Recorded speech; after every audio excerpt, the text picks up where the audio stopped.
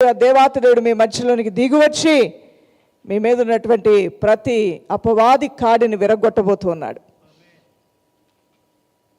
ఈ రోజున బలమైన కార్యాలు జరగబోతున్నాయని పరిశుద్ధాత్మ దేవుడు ప్రేరేపిస్తూ ఉన్నాడు. దైవజనమ, ఆ బలమైన కార్యములు ఏమిటో అది మీకు తెలియాలి, దేవునికి తెలియాలి. నేను ఏ కార్యాలు జరగాలని నేను ఉపవాసం ఉంటున్నాను అది నాకు తెలియాలి, నా దేవునికి తెలియాలి కదండి. అయితే ఈ రోజున బలమైన కార్యాలనే యేసునాథుడు చేయబోతున్నాను అంటున్నాడు. దానికి ముందుగా నిజంగా ఉపవాస ప్రార్థనలు చేయాలా? చేయటం అనేది అంత ప్రాముఖ్యమైందా? లేకపోతే ఈ సేవకులు వారు ఆచారబద్ధంగా ఏదైనా ఉపవాస ప్రార్థనలు అలా ఏర్పాటు చేస్తూ ఉంటారా?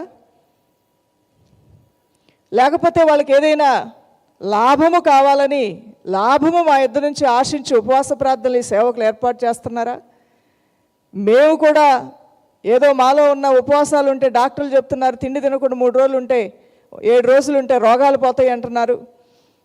ఆహారం తినకపోతే కనుక ఒళ్ళు శుభ్రమైపోతుంది అని అంటున్నారు అని అందుకని ఉపవాస ప్రార్థన ఉంటున్నామని ఎవరైనా పొరబడుతున్నారా? ఈ రెండూ నిజము కాదు దైవజనమా. మీరు ఉపవాసం ఉండటానికి, ఉపవాసము ఉండమని మమ్మల్ని ప్రేరేపించడానికి కారణభూతుడు సర్వశక్తి గల దేవుడు మాత్రమే. ఇది నిజం, ఇది మాత్రమే నిజం, ఇంకేది నిజము కాదు. ఇది మాత్రమే నిజము. ఆయా సమయాల్లో ఆయా రీతిలుగా తన ప్రజల్ని దేవాతి దేవుడు ప్రేరేపించాడు ఉపవాస ప్రార్థనలు చేయ నిమిత్తమై. ఇట్స్ బిబ్లికల్, ఇది వాక్యానుసారం. అటు పాత నిబంధనలో అయినా ఇటు క్రొత్త నిబంధనలో మనం చూసినా ఈ ఉపవసించి ప్రార్థించడం అనేది వాక్యానుసారమై ఉన్నది. ఈ సమయంలో ప్రియ దైవజనమా, ఎవరైనా మీతో అడగవచ్చు, లేదా మీలోనే ఒక ప్రశ్న రావచ్చు. ఇప్పటికే నేను చాలాసార్లు ఉపవాస ప్రార్థనలో పాల్గొన్నాను, ఇంకా పాల్గొవలసిన అవసరత నాకుందా అంటే, ఒక్కసారి నేను ఈ విషయాలు మీతో చెప్తాను. ఇవన్నీ మీరు చదువుకున్న తర్వాత ఆలోచన చేయండి. మరొకసారి ఉపవాస ప్రార్థనలో ఉండాలా లేదా అనేది మీకే అర్థమైపోద్ది, మీరు తెలుసుకుంటే చాలు. ఉపవాస ప్రార్థన దాని ప్రాముఖ్యత అని రాసుకోండి. మీ టైటిల్ రాసుకోవాలి అని అనుకుంటే, మరొకసారి ఎప్పుడైనా మీ డైరీ ఓపెన్ చేసి మీరు చదువుకోవాలనుకుంటే ఇవి మీకు చక్కగా టైటిల్ రాసుకుంటే జ్ఞాపకం వచ్చేస్తుంది. ఉపవాస ప్రార్థన దాని ప్రాముఖ్యత అని మీరు రాసుకోవచ్చు. దానిలో నేను కొన్ని విషయాలు మీకు త్వరగా చెప్తాను. ఎంత త్వరగా చెప్పినా అవి ఒక 12 విషయాలు ఉన్నాయి. 12 విషయాల్లో మొదటిది రాసుకోండి, ఉపవాస ప్రార్థన యొక్క ప్రాముఖ్యత. Total separation. నువ్వు ఉపవాస ప్రార్థనలో ఉండి దేవుని సన్నిధిలో గడుపుతున్నప్పుడు టోటల్గా అంటే పూర్తిగా నువ్వు ప్రత్యేకించబడతావు. దేవుని కార్యము కొరకు పూర్తిగా నువ్వు ప్రత్యేకించబడతావు. నెహెమ్యా గ్రంథం 9వ అధ్యాయము 1 నుండి 2 వచనాలు. అలానే రెండవదిగా రెస్పాండింగ్ టు గాడ్స్ కాల్. దేవుని యొక్క పిలుపుకి నువ్వు స్పందిస్తున్నావు. ఉపవాస ప్రార్థనలో దేవుని యొక్క పిలుపు ఇది శైలా పాల్ కానీ స్టీఫెన్ పాల్ గారు కానీ పిలిచిన పిలుపు కాదు. నేను ఎప్పుడు అదే నమ్ముతాను. దేవుని పిలుపు, దేవుని పిలుపుని గణపరుద్దాం, దేవుని యొక్క కార్యాన్ని ప్రకటిద్దాం. నిన్నటి దినాన్ని నేను చెప్పాను, 20 మందికైనా 30 మందికైనా ప్రకటించమని. ఇది దైవ చిత్తం. బూరలతో ప్రకటించమన్నాడు, దండోరా వేయమన్నాడు, అందరి చెవులు గింగుళ్ళమనే విధంగా ఉపవాస ప్రార్థనలు జరుగుతున్నాయని చెప్పమన్నాడు. ఇంకొకసారి ఎప్పుడైనా పోయిన నెలలో వచ్చే నెలలో ఉపవాస ప్రార్థన ఉంటే మీ లోకల్ పేపర్లో మీరు వేయించుకోగలిగిన స్థితి ఉంటే ఏం చేసేయండి. మేము యూట్యూబ్ ఛానల్లో పెట్టి ఆ పోస్టర్ మీరు ఆ లోకల్ పేపర్లో మీరు వేయించేస్తే, కొంచెం డబ్బున్నవారైతే ఆ లోకల్ పేపర్కి అవుతుంది, ఒక 10,000 దాకా ఖర్చు అవ్వచ్చు. మరి అలా ఖర్చులు అవుతాయి అనుకుంటే ఈ సేవ జరిగేదా? సేవలో మేము ఇలా సాగేవాళ్ళమా? ఏం చేస్తారు వచ్చిన కానుకలంటే? అర్థం చేసుకోవటానికి నిజంగా మీకు చాలా టైం పట్టొచ్చేమో. ఎన్ని విధాలైనటువంటి పరిచర్లు, ఎన్ని విధాలైన ఖర్చులు దైవజనమా. మీరు పేపర్లో వేయించాలంటే వేయించవచ్చు. మీరు ఒక 100 మందికైనా మీకు ఆ జీలు ఉండాలే కానీ ఉపవాస ప్రార్థనలు జరుగుతున్నాయని అందరికీ ప్రకటించాలి, తెలియజేయాలని దేవుని ప్రతినిధిగా, శైలాపాల ప్రతినిధిగా వద్దండి. దేవుని ప్రతినిధిగా ఈ ఉపవాస ప్రార్థనల కొరకు తెలియజేయాలనే ఒక ఆశ, దృక్పథం నీలో ఉంటే నీవే ఒక 100 మందికి షేర్ చేస్తావు. ఫోన్ల ద్వారా చెప్తావు, వాట్సాప్ ద్వారా తెలియజేస్తావు, ఎస్ఎంఎస్ల ద్వారా తెలియజేస్తావు. లేదా మీరు కూడా ఆ స్థాయి కలిగిన వారైతే లోకల్ పేపర్స్లో కూడా ఒక పోస్ట్ వేయించి నాకు కూడా పెట్టండి, నేను కూడా సంతోషిస్తాను. హల్లెలూయా. ఇది మనం రెండవదిగా రెస్పాండింగ్ టు గాడ్స్ కాల్. దేవుడు మనల్ని పిలుస్తున్నప్పుడు మనం స్పందిస్తున్నాం, అదే దేవునికి కావాలి. ఆయన పిలిచినప్పుడు మనం స్పందించాలి. అది లేకపోయిందంటే దేవుని ప్రజల్లో కొంతకాలం వరకు కూడా ఆ పావులు పట్టేవాడు నాదస్వరం ఊదినట్టుగా నా ప్రవక్తలను పంపించి మీ చెవుల్లో నా వాక్యాన్ని వినిపించినా మీరు మట్టి తిన్న పాముల్లాగా మందంగా అయిపోయాయి మీ చెవులు.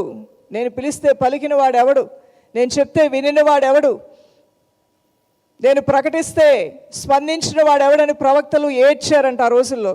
వారికి అది ఏడ్చింది, వారిలో ఉన్న ఆత్మదేవుడు దుఃఖపడ్డాడు. ప్రభువా నాథా, నీ వాక్కు ప్రకటించమంటున్నావు, కానీ ప్రజలు విననొల్లని వారిగా ఉన్నారు. వారి చెవులు మందమైపోయినాయి. వారు లోక ఆచారములు, వారున్న దేశస్థుల ఆచారములు నేర్చుకున్నారు, వారి యొక్క నమ్మకాలు నేర్చుకున్నారు, వారి యొక్క వ్యవహార శైలులు నేర్చుకున్నారు, వారి యొక్క ఆహార శైలులు నేర్చుకున్నారు. వారే వీరు, వీరే వారైపోయారు. తండ్రి, నీ మాటకు విలువిచ్చేవారు ఎవరు నాదా అంటూ ఏడ్చి దుఃఖపడ్డారంట. అందువల్లనే అనేకమైన వినాశనాలు, అనేక రీతిలుగా దుష్టుడు వారిని కొట్టినప్పుడు రక్షకుడు వారి పక్కన లేడు, రక్షించేవాడు లేక తలడిల్లిపోయారు. కుండలు పగిలిపోయినట్టుగా పట్టణాలు పగిలిపోయాయి, జీవితాలు చల్లాచెదురైపోయాయి. అప్పుడు పిలిచినా పలకటానికి దేవుడు సిద్ధంగా లేడు. దైవజనమా, ఈ రోజున ఈ మాటకి మీరందరూ రెస్పాండ్ అయ్యారు. ఇది నా హృదయాన్ని బహు గొప్పగా హత్తుకునే మాట, నాలో రోషము పుట్టించే మాట. ఇది నా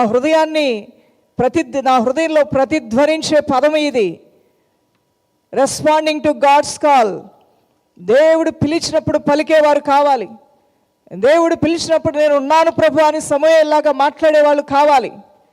దేవుడు తన కార్యసిద్ధి కలుగు చేయటానికి మరియమ్మ అన్నప్పుడు నీ దయ నా యందు ఉంచబడునుగాక, నీ చిత్తము నా యందు నెరవేర్చబడునుగాక అని ఆ పుణ్యాత్మరాలు పలికినట్లుగా పలికేవారు కావాలి.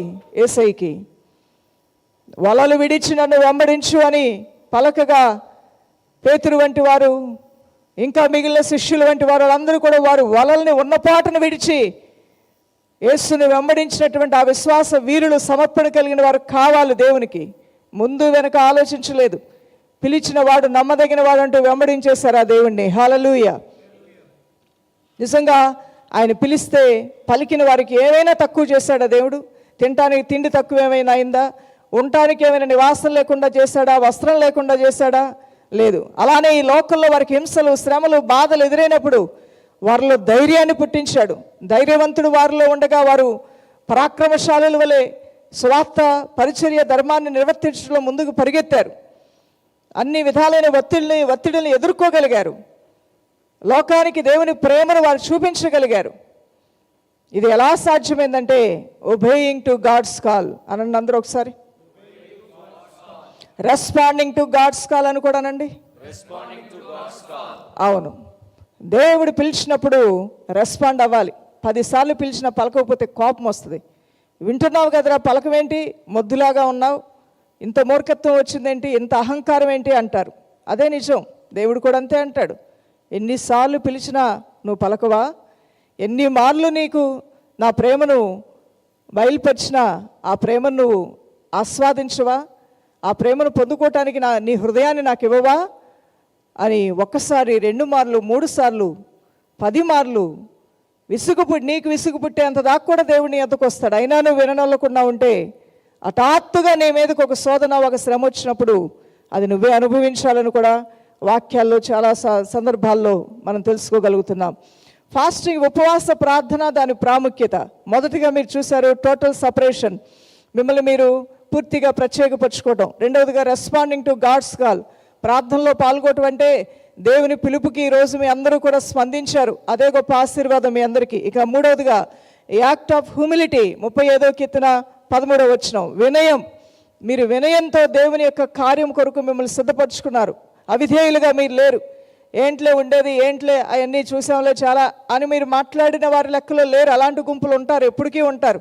కానీ మీరు ఆ గుంపులో చేరలేదు. ఆ హ్యూమిలిటీ మీలో ఉంది. వినయ మనస్సుతో దేవుని సందుకు వచ్చారు. నిజంగా అది మీకు ఆశీర్వాదంగా ఉండబోతుంది. విషయమా. 4వదిగా ఏ వే అవుట్ ఆఫ్ ట్రబుల్, మరి సమస్యల నుంచి బయటికి వచ్చే అవకాశం. సమస్యల నుంచి బయటకు వచ్చే అవకాశం. ఉపవాస ప్రార్థన ద్వారా మీరు పొందుకుంటారు. షార్ట్కట్లో రాసేసుకోండి, మీకు ఎలా వీలైతే అలా. మేము చెప్పే అర్థం చేసుకుంటూ మీరు రాసుకోండి. ఏ వే అవుట్ ఆఫ్ ట్రబుల్, సమస్యల నుంచి బయటకు వచ్చే ఆ స్థితి ఉపవాస ప్రార్థనలో మీరు చూస్తారు. దానియేలు గ్రంథం 6వ అధ్యాయము 18వ వచనం. ఇక 5వదిగా time of wait for answer, దేవుని యొద్ద నుంచి వచ్చే సమాధానం కొరకు ఎదురు చూపు. ఉపవాస ప్రార్థన ఉన్నామంటే ఇక ఎదురు చూడటమే. దేని కొరకు? జవాబులు, అద్భుతాలు, ఆశ్చర్యాల కొరకు ఎదురు చూడటమే నీ పని. నువ్వు ఎదురు చూస్తూ ఉంటే నీకు ఎదురవుతాయి నువ్వు కోరుకున్నవన్నీ కూడా. నువ్వు ఎదురు చూస్తూ ఉంటే నువ్వు ఆశించినవన్నీ నీ యొద్దకు వచ్చేస్తూ ఉంటాయి. ఎదురు చూడటం, ఉపవాస ప్రార్థన చేసావంటే ఊరికి అయిపోయిందని కాదు. ఇక ఆ తర్వాత ఎదురు చూపులు స్టార్ట్ అవుతాయి. నువ్వు చూస్తూ ఉంటావు, అమ్మ ఏం తెస్తుందా అని చెప్పి. మరి పిల్లలు ఎదురు చూసినట్లుగా పిల్లలు ఎదురు చూస్తారని అమ్మ ఏదో ఒకటి పట్టుకొచ్చేస్తుంది ఇంటికి వచ్చేటప్పుడు. అలానే నా పిల్లలు ఉపవాస ప్రార్థన నుండి నా దేవుడు ఎప్పుడు నాకు మేలు చేస్తాడా, నేను అడిగిన ఎప్పుడు చూడబోతున్నానని ఆశతో నా ప్రజలు ఎదురు చూస్తున్నారని పరలోకంలోంచి బండిల్స్ తీసుకొని యేసయ్య బయలుదేరతాడు మీకోసం. అనేక బహుమానాలు పట్టుకొని బిజీగా ఉంటాడు ఆయన. నేను అంటూ ఉంటాను, మనం ఇక్కడ ఉపవాస ప్రార్థనలు చేస్తూ ఉంటే అక్కడ పరలోకం బిజీ అయిపోద్దని. ఎందుకంటే మనం వాళ్ళని బిజీ చేసేస్తున్నాం, దేవుని దూతల్ని బిజీ చేస్తున్నాం. యేసయ్య హృదయాన్ని మనం తాకుతున్నాం కాబట్టి దూతలకి 3 రోజులు పని. ఏంటో పని అంటే, ఇదిగో ప్రపంచ నలుదిక్కులకి వెళ్ళండి, ఈ లైఫ్ చేంజింగ్ ఫాస్టింగ్ ప్రేయర్స్లో దేవుని ప్రజలు వినమ్రతతో నా పిలుపుకి లోబడి లక్షల మందిగా ఉపవాస ప్రార్థనలో పాల్గొంటున్నారు.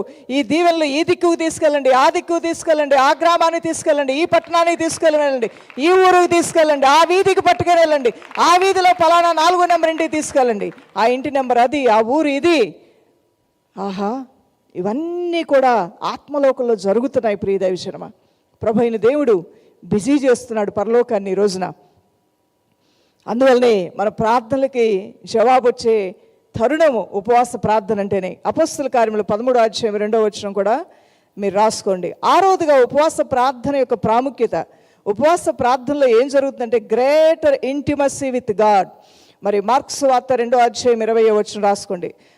ఆ దేవునితో సాన్నిహిత్యం మీకు అధికమైపోతుంది.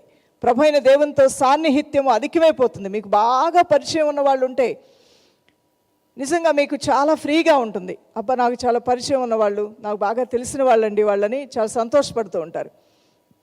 వాళ్ళ విషయాలన్నీ మీకు తెలుసు, మీ విషయాలని వాళ్ళకి తెలుసు. మీ గురించి వాళ్ళ గురించి ఇంక వేరే వాళ్ళు చెప్పనవసరంలా. వేరే వాళ్ళు చెప్పినా మీరు నమ్మరు, ఎందుకంటే మీకు తెలుసు వాళ్ళు ఎవరో, వాళ్ళకి తెలుసు మీరెవరో. అలా నీకు నీ దేవునికి మధ్యలో సాన్నిహిత్యము అధికమైపోతూ ఉంటుంది ఉపవాస ప్రార్థన చేస్తూ ఉన్నావు కాబట్టి. మరి 7వదిగా కూడా రోమీలు రాసిన పత్రిక 12వ అధ్యాయము 2వ వచనం మీరు రాసుకోండి. ఆత్మీయ స్పష్టత కొరకు మీ సౌకర్యాలను విడిచి మీరు ప్రార్థిస్తున్నారు. ఆత్మీయ స్వస్థత, శారీరక స్వస్థత, ఆర్థిక స్వస్థత, కుటుంబ స్వస్థత కొరకు మీ సౌకర్యాలను విడిచి చేస్తున్నారే, ఇదే ఉపవాస ప్రార్థన. మీ సౌకర్యాలను విడిచి అనగా ఈరోజు మీరు ఉదయాన్నే 8 గంటలకు టిఫిన్ చేయాలి, ఆ టయానికి టీ తాగాలి, మధ్యాహ్నం 12 అయిందంటే కొంచెం కడుపులో ఏదైనా అల్పాహారం పడాలి, 2 అయిందంటే చక్కటి భోజనం చేయాలి, 4 అయిందంటే స్నాక్స్తో కొంచెం టీ తాగాలి, అలానే మరి తెల్లవారు 7 అయిందంటే న్యూస్ పేపర్ చదవాలి, ఆ తర్వాత 10 అయిందంటే కూరగాయల మార్కెట్కి వెళ్ళి కొన్ని కూరగాయలు లేదంటే ఏవైనా తెచ్చుకోవాలి, మళ్ళీ సాయంకాలం 4 అయిందంటే చల్లబూట బయటికి వెళ్ళి ఏవో పనులు కార్యక్రమాలు ఉంటాయి చక్కబెట్టుకొని రావాలి. ఇవన్నీ కూడా మీరు చేయట్లేదండి. ఈ 3 రోజులు చెయ్యవద్దు కూడా. ఈ 3 రోజులు మీరు ఏమీ చేయట్లేదు. మీరు అచ్చంగా దేవుని పాద సన్నిధిలో కొన్ని గంటల సమయం కూర్చుంటున్నారు, ఉదయాన్నే పనులు చేసుకున్నారు. అయితే నేను చెప్తూ ఉంటాను, భారమైన పనులు కూడా పెట్టుకోవద్దు. ఉపవాస ప్రార్థన శరీరానికి ఎక్కువ అలసటే వద్దని. ప్రార్థన ఉపవాసము 2 శక్తివంతంగా పనిచేస్తాయి. కేవలం ఉపవాసం ఉండే ప్రార్థనలు ఉండకపోతే ఉపయోగం లేదు. అందువల్లనే సపరేట్ అంటే కంప్లీట్ సపరేషన్ అని చెప్పాను ముందుగానే. పూర్తిగా మిమ్మల్ని మీరు ప్రత్యేకపరచుకోవడమే దేవుని కొరకు. ఈ 3 దినాలు కూడా 3 దినాలు ఇవ్వలేమేంటి దేవుని సన్నిధిలో, అంతకన్నా గొప్ప కార్యాలు మనం చూడబోతున్నామని ఆ నిరీక్షణ 3 దినాలు ఎంతసేపు అనే విధంగా మనల్ని ప్రేరేపిస్తూ ఉంటుంది. సో ప్రియ దైవజనమా, 7వదిగా మీరు చూసినట్లయితే ఆత్మీయ స్పష్టత కొరకు, అంటే మీ జీవితంలో అన్ని విషయాల్లో ఒక స్పష్టత కావాలి అని కోరుకునేవారు ఉపవాసం ఉంటున్నారు. మీ సౌకర్యాలని, మీ సౌలభ్యాలని, మీ ఆహారాన్ని విడిచి ఉంటున్నారు. ఎందుకంటే స్పష్టత కావాలి. అడగండి, మీరు ఒకసారి అనండి. స్పష్టత, అన్ని విషయాల్లో ఒక స్పష్టత, ఒక క్లారిటీ మీరు కావాలని కోరుకుంటున్నారు, ఈ కార్యం నెరవేర్చబడతాయి. అందువలన ఈ కార్యము మీలో నెరవేర్చడానికి దేవుడు సిద్ధంగా ఉంటాడు. ఈ ఉద్దేశంతో మీరు ఉపవాస ప్రార్థన ఉంటున్నారు కాబట్టి కార్యం నెరవేర్చబడుతుంది. 8వదిగా రాసుకోనండి, అపోస్తలుల కార్యములు 1వ అధ్యాయం 8వ వచనం. Our hearts opens to spiritual revival. నీ హృదయములు దేవుడు కోరుకున్న ఉజ్జీవంలోనికి నడిపించబడతాయి. నీ యొక్క అంతరాత్మ ఇంతకాలము ఘోషిస్తూ ఉందేమో, నువ్వు ఎదగవలసిన రీతిగా ఎదగలేదేంటి, ఇంకా పసిబిడ్డలాగా ఉన్నావేంటి, నీ ఆలోచన విధానం బాగోలేదు, నీ ఆత్మీయ జీవితం బాగోలేదు, నువ్వు వాక్యాన్ని అర్థం చేసుకునే విధానం బాగోలేదు, నీ స్నేహాలు బాగోలేదు, నీ సహవాసాలు చేసేది కూడా ఆత్మీయులతో కాదు, వ్యర్థమైన సహవాసాలు, అంత తిరుగుబాటు స్వభావం, ఇవన్నీ ఆత్మీయుడివని నీకు తగదే అని నీ ఆత్మ హృదయంలో ఘోషిస్తూ ఉంటుంది. ప్రార్థన చేయాల్సిన సమయంలో ఎందుకు నువ్వు నిద్రపోతున్నావు, మేలేంది ఎరిగిండి ఎందుకు నువ్వు చేయలేకపోతున్నావు, నువ్వెందుకు భక్తిని భారంగా తీసుకుంటున్నావు, ఎందుకు నువ్వు విశ్వాస జీవితాన్ని కష్టము అంటున్నావు, దేవుని ఆజ్ఞలు పాటించుట నా వల్ల కాదని మనసులో ఎందుకు ఈ విధంగా అనుకుంటున్నావు, నాలాంటి వారికి దేవుడు జవాబు ఇవ్వడని నువ్వు ఎందుకు అనుకుంటున్నావు? వీటన్నిటికీ కారణం నువ్వు ఆత్మీయతలో బలహీనుడిగా ఉండటం వల్లనే. నీ శరీరం మాట్లాడుతుంది, ఆత్మదేవుని వచనాలు ఎప్పుడు చాలా విభిన్నంగా ఉంటాయి దైవజనమ. సో నీ అంతరంగ పురుషుడు బలము పొందుకుంటాడు ఉపవాస ప్రార్థనలో. హల్లెలూయా. ఉపవాస ప్రార్థనలో నీ అంతరంగ పురుషుడు రివైవల్, గొప్ప ఉజ్జీవం నీలోనే ప్రారంభమవుతుంది. ఉజ్జీవం ఎప్పుడు వస్తుందో తెలుసా? మనలో ఉన్న ప్రతి ఒక్కరి యొక్క అంతరంగంలో ఉజ్జీవం వస్తే అది కట్టలు తెంచుకొని డ్యామ్ పగిలిపోయి ప్రవాహంలాగా వరద నీరు బయటకు వచ్చినట్లుగా మనందరిలో ఉన్న ఉజ్జీవంగా మారబోతుంది. మన హృదయంలో ప్రారంభమైన ఈ ఉజ్జీవము బాహ్య సంబంధమైన ఉజ్జీవానికి కారణంగా ఉండబోతుంది దైవజనమ. సో ఉజ్జీవం అంటే అది ఎక్కడి నుంచో రాదు, నీలో నాలో ప్రారంభమయ్యి అది అందరి ఎదుట బహిర్గతం అయిపోతుంది. అది ప్రపంచ దేశాలకు అంటుకుంటుంది. అగ్ని మంట, ఉజ్జీవ మంట రగులుతుంది. ఉజ్జీవం ఉపవాస ప్రార్థనలో పాల్గొనే ప్రతి వ్యక్తి ఆ విధంగా ఉండడు దైవజనమ. మునుపున్న నెలలో ఉన్నట్లుగా ఈ నెలలో ఉండవు, ఈ నెలలో ఉన్నట్లుగా వచ్చే నెల ఉపవాస ప్రార్థన కల్లా ఉండవు, మారతావు తప్పకుండా. ఉజ్జీవం రగులుతుంది నీ హృదయంలో. ఆ దేవుడు నీ ఆత్మలో ఉజ్జీవాన్ని కలుగు చేస్తాడు ఉపవాస ప్రార్థనలో నువ్వు పాల్గొనటం వల్ల. మరి అది కూడా మీరు రాసుకున్నారు. 9వదిగా మీరు రాసుకోనండి, నెహెమ్యా గ్రంథం 9వ అధ్యాయం మొత్తం, ఎస్తేరు గ్రంథం 4వ అధ్యాయం వచనం, మరి 35వ కీర్తన 12 నుంచి 14 వచనాలు, దానియేలు గ్రంథం 9వ అధ్యాయం మొత్తం, అలానే అపోస్తలుల కార్యములు 14వ అధ్యాయం 23వ వచనం, లూకాసు వార్త 2వ అధ్యాయము 36 నుండి 38 వచనాల వరకు కూడా. It's biblical. Fasting and prayer are mention together in scriptures. మరి ఉపవాసము ప్రార్థన అనేది దైవికం, వాక్యానుసారం, వాక్య లేఖనాల్లో రాయబడున్నాయి, పాత కృత నిబంధనలో ఉన్నాయి. సో ఎవరో చేయింది వింతగా మనం చేయట్లేదు, కానీ చెప్పబడినవి, ప్రబోధించబడినవి, ప్రకటించబడినవి, మన దేవుడు మనకు చూపించిన మాదిరే ఈరోజు సంఘంగా మనందరం నెరవేరుస్తున్నాం. ఇదేమి వింత కాదు, ఆశ్చర్యము కాదు. అందువల్ల మరి వాక్యానుసారమైన కార్యాన్ని మనం నెరవేరుస్తున్నాం కాబట్టి అది నీకు నాకు మనందరికీ మేలే, అది మేలుగానే ఉండబోతుంది. ఇక మరి 9 విషయాలు చెప్పాం కదండి. 10వదిగా రాసుకోండి, fasting prayers serve multiple blessings. ఇది కూడా చాలా అద్భుతమైన మాట, నాకు చాలా ఇష్టమైన మాట ఇది. Fasting prayers serve multiple purposes. అలానే fasting prayers brings multiple blessings. ఉపవాస ప్రార్థన చేసినప్పుడు అనేక పర్పస్లన్నీ నెరవేర్చబడిపోతాయి. కొన్ని నీలో నెరవేర్చబడాలని దేవుడు ఆశపడుతున్నాడు.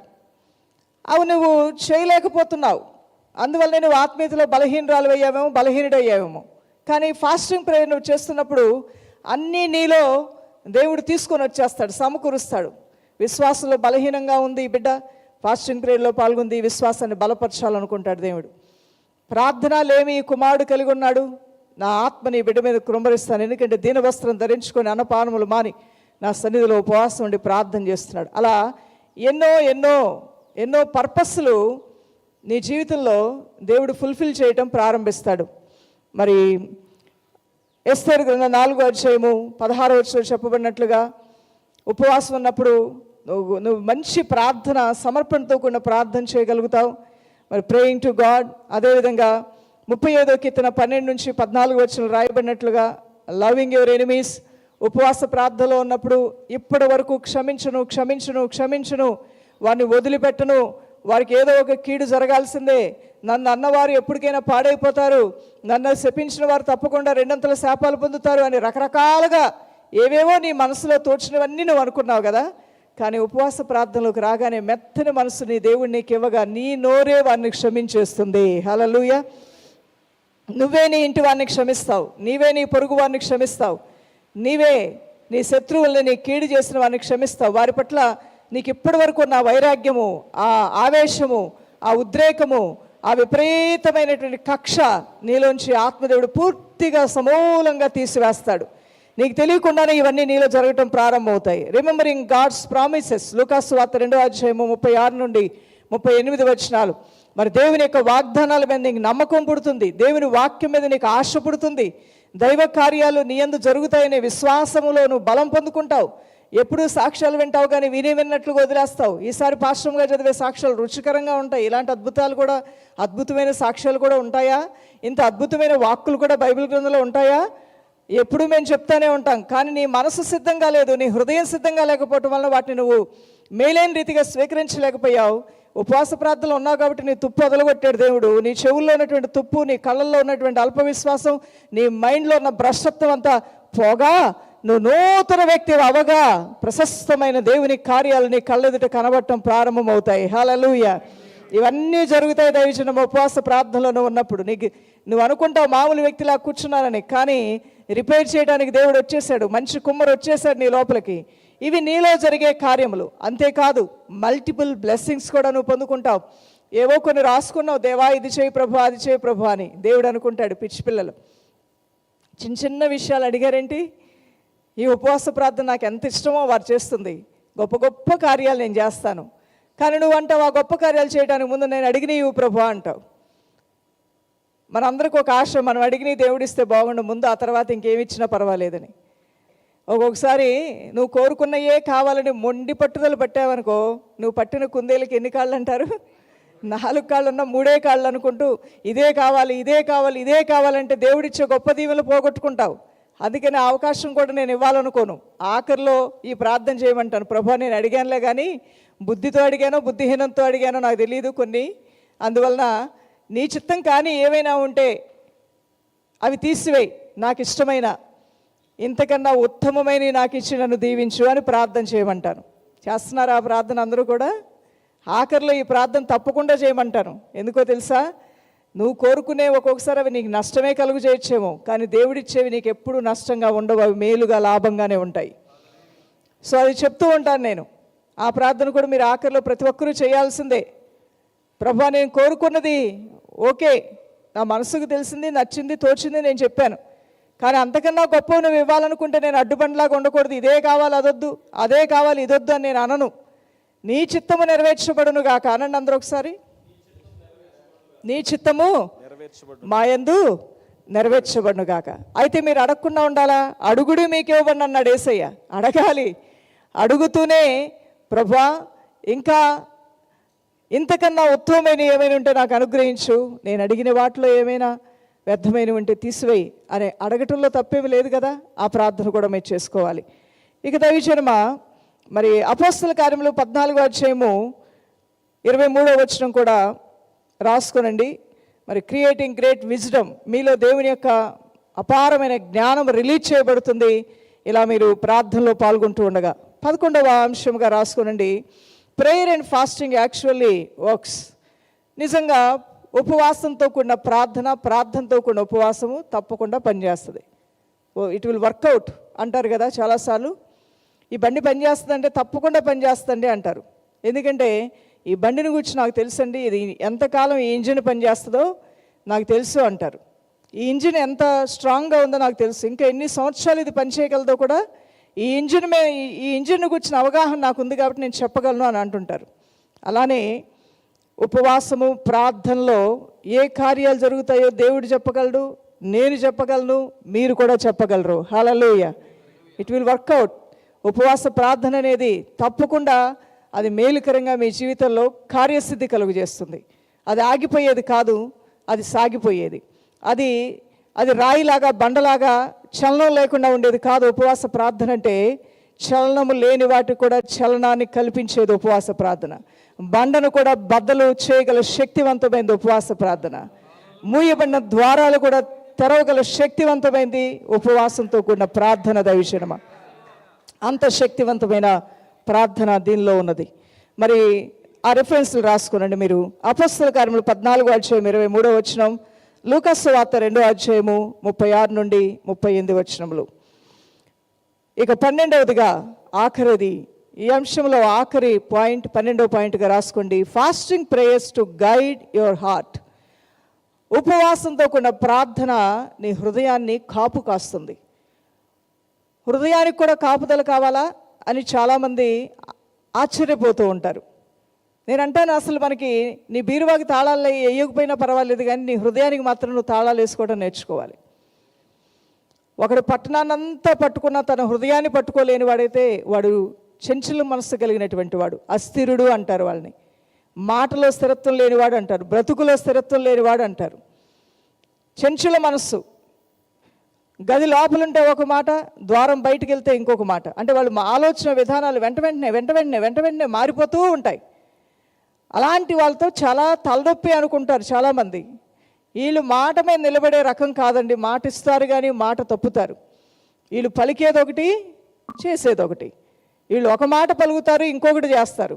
అంటే వీళ్ళు చంచలమైన మనస్సు కలిగిన వారు లెక్కలోకి వస్తారు. దైవజనమా, వాళ్ళ హృదయ స్థితి ఏంటో వాళ్ళకి అర్థం కాదు. ప్రలోభాలకు లోనవుతారు, పరిస్థితులకి లోబడిపోతారు. వారు అవసరమైతే వారి సమర్పణ, వారి పిలుపును కూడా వదిలేసి లోక ఆకర్షణల కోసం పరిగెత్తే ఆ గేహజీ వంటి స్వభావం కలిగిన వారుగా ఉంటారు. వారు ఏలియా వంటి, ఎలీషా వంటి, ఇర్మియా వంటి, యెహెజ్కేలు వంటి, దానియేలు వంటి హృదయాన్ని స్థిరపరచుకొని దేవునిలో నిలబడే అంటే స్థిరత్వం కలిగిన వారు కాదు వాళ్ళు. ఓ ఫూలిష్ గలేషియన్స్ అంటాడు అపోస్తలుడైన పౌలు. బుద్ధిహీనులైనటువంటి గలతీ సంగమా, చెంచుల మనస్సు నీలోకి ఎలా వచ్చింది? ఇంత చెంచులత్వం నువ్వు కలిగి ఉన్నావని తెలుసుకొని నేను చేసిన పరిచర్యను బట్టి నేను సిగ్గుపడుతున్నాను అన్నాడంట దైవజనుడు. అంటే మీరు చెప్పిన వాక్య బోధలో మీరు ఉండరా? ఏ బోధ పడితే ఆ బోధ మీరు వింటారా? ఏ విశ్వాసం పడితే ఆ విశ్వాసాన్ని మీరు నమ్మేస్తారా? వాక్యంలో లేని వాటిని ప్రకటించినా ఓకే చెప్పేస్తారా?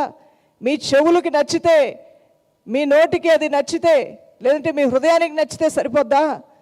అది వాక్యంలో లేకపోయినా మీరు నచ్చేస్తారా? మీకు ఇష్టమైపోద్దా? ఇదేం పాడు బ్రతుకు అని గద్దించాడంట. ఆత్మీయ జీవితం అంటే ఇదా? నేను ఏ కట్టడం మీద, ఏ ఆత్మీయ పునాది మీద నేను మిమ్మల్ని కట్టాను? మీరు ఎందుకు చెంచుల మనస్కులైపోయారు? మిమ్మల్ని ఈ ఆత్మీయత స్థితిలోంచి బయటికి రప్పించి మోసగించిన వాడు ఎవడో వాడు శపించబడును గాక అంటున్నాడు. ఆకాశం నుంచి దేవుని దూతలు వచ్చి మరొక సువార్తను ప్రకటించినా మీరు వినకూడదు. దేవుని సువార్త అపోస్తలులైన మా ద్వారా ప్రకటించబడింది. ఒక సంఘ స్థితి ఎలా ఉండాలో అది పునాది వేయబడింది. ఈ పునాది మీద మరొక పునాది కట్టకూడదు. ఈ రాయి మీద ఇంకొక రాయి వేయకూడదు. ఏది చెప్పబడి ఉందో దాని ప్రకారమే వెళ్ళాలి. కానీ గలతీ సంఘమా, ఏమిటి చంచలత్వం? ఎక్కడ మీ సమర్పణ? ఏమిటి మీ విశ్వాస జీవితం? ఇన్ని సంవత్సరాలు నేను రాత్రి పగలు కష్టపడి మీ మధ్యలో కన్నీరు కార్చి సేవ చేసి మీకు వాక్యములు బోధించి మిమ్మల్ని ఆత్మీయతలో నడిపించిన నా ప్రయాసంతా మీరు వ్యర్థం చేశారే అని ఎంతో దుఃఖపడి ఏడ్చాడంట. చెంచుల మనస్తత్వం కలిగిన వారు ఇంట్లో ఉంటే ఇంటికి బాధే. చెంచుల మనస్సు కలిగినటువంటి వారు ఒక ఫ్యాక్టరీలో పనిచేస్తుంటే వాళ్ళ వలన యజమానికి నష్టమే. చెంచుల మనస్సు కలిగిన వారు పరిచర్లో ఉన్నా అది నష్టకరమైందే. ఈ చెంచుల మనస్సు అనేది పోవాలంటే నీ హృదయానికి కాపు ఉండాలి. ఆ హృదయానికి కాపుదల ఉండాలంటే ఉపవాసము, ప్రార్థనలో కూడా అది సాధ్యమవుతుంది. హల్లెలూయా. నీలో అలాంటి మనస్తత్వం కలిగిన వ్యక్తివి నువ్వని నీకు అర్థమైతే, అయ్యా ఈ మనసు చాలా పాడు మనసు నాయన, అన్ని విషయాల్లో చెంచలించేస్తుంది, ఒక మాట మీద లేదు, ఒక ఆలోచన లేదు, ఒక స్థిరత్వం నాలో లేదు, ఒక సమర్పణ నాలో లేదు, ఒకటి చెప్తాను ఒకటి చేస్తాను, నా బతుకెందుకు ఇలా అయిపోయింది ప్రభు అని నీ మీద నీకే అసహ్యం పుట్టి ప్రార్థనలో కూర్చోవాలంట. ఇక్కడ వాక్యంలో మనం చూసినట్లు fasting prayers to guide your heart. నీ హృదయాన్ని గైడ్ చేస్తుంది ఉపవాసంతో కూడిన ప్రార్థన. నీలో ఒక స్థిరత్వాన్ని తీసుకొని వస్తుంది, ఆశానిగ్రహాన్ని తీసుకొని వస్తుంది. శరీర ప్రలోభాలకు నువ్వు లోబడకుండా నేను అడ్డుకుంటుంది. కామ క్రోధ మదమత్సరం నీళ్ళలోకుండా శరీరాన్ని రేపే కామ క్రోధములు అణిచివేస్తుంది. నీకు నచ్చినంత తిది నీ ఆరోగ్యం పాడు చేసుకోకుండా నీ నోటికి కత్తి వలె కాపు పెడుతుంది. ఆశా నిగ్రహం, సెల్ఫ్ కంట్రోల్ అనేది ఉపవాస ప్రార్థన నీలో తీసుకొస్తుంది. చప్పలు కొడుతూ దేవుని నామానికి మహిమ చెల్లిద్దాం. అవును ప్రియ దైవజనమా, ఈ యొక్క 12 విషయాలు కూడా ప్రభువైన దేవుడు మీ జీవితంలో ఆయన జరిగిస్తాడు. ఇంకా మరొక 2 అంశాలు కూడా చెప్పవలసి ఉన్నది. ఇప్పుడు చదవండి సేవకులు, ఒకదాని తర్వాత ఒకటి చెప్పినవి మీ స్క్రీన్ షాట్ తీసుకోండి. ఎవరైనా ఆ విధంగా తీసుకోవాలనుకుంటే వింటున్నటువంటి వారు